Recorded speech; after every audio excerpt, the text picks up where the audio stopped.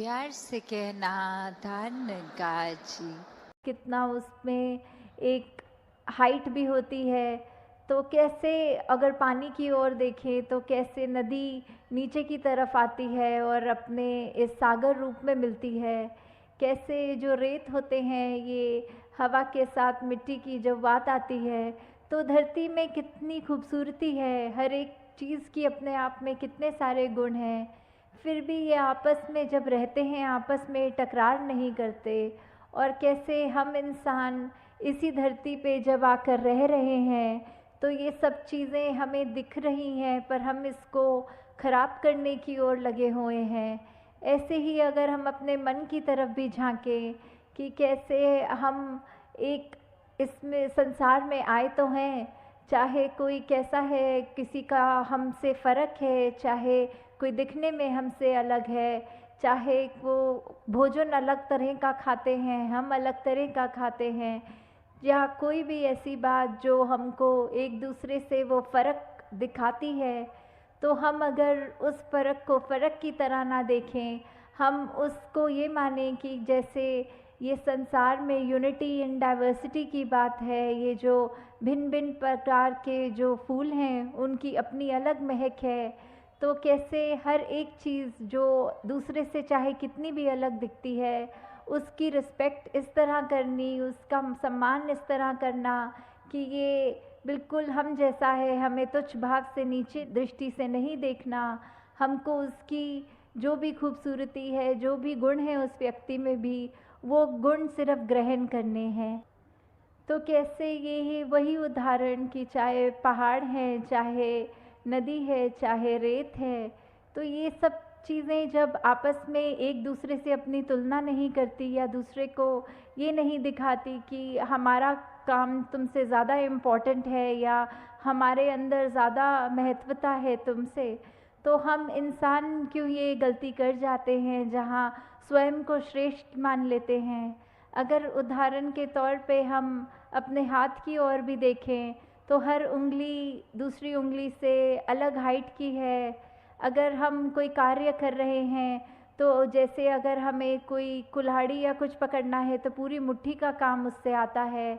अगर हमें भोजन करना है तो हमारी 3 उंगलियों का ही काम आता है। अगर हमें फ़ोन पे टच स्क्रीन पे मैसेज करना है तो वो सिर्फ अंगूठे से ही काम हो जाता है।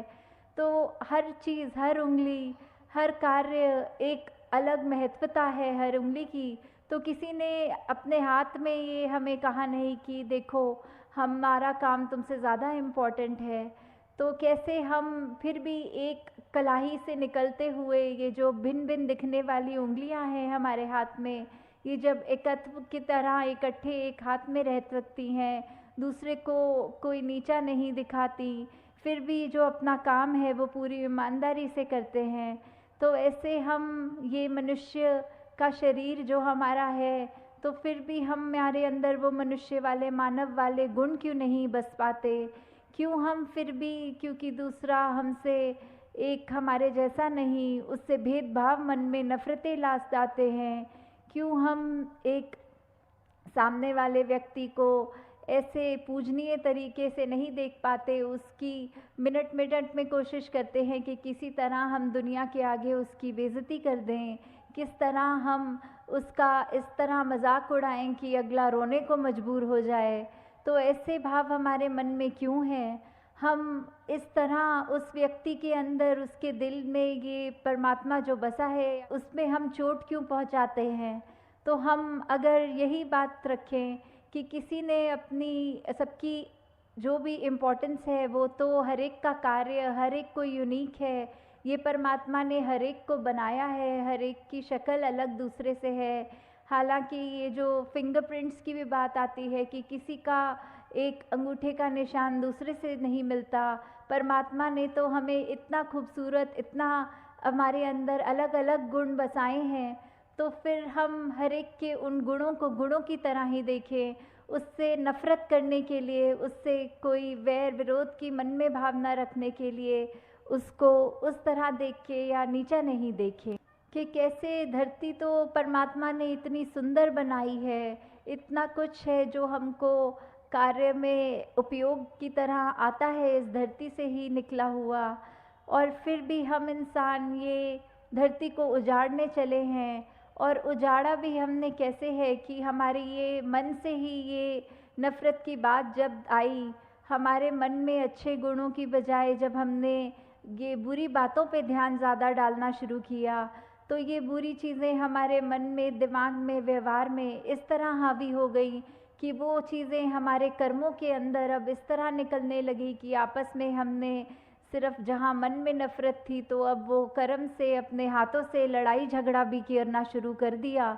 और कैसे ये चाहे परमात्मा ने धरती तो इतनी सुंदर बनाई, हमने कैसे इसका दुरुपयोग कर दिया। जहाँ हमारे को पेड़ देखें, कुछ भी देखें जो इतने फलदायी हैं, या कैसा पानी नदियों का साफ़ अच्छा पीने के लिए इंसान का है, तो हमने जहाँ वो पेड़ भी काटने शुरू कर दिए, वो नदी में कचरा डाल के वो पानी पीने लायक भी नहीं छोड़ा।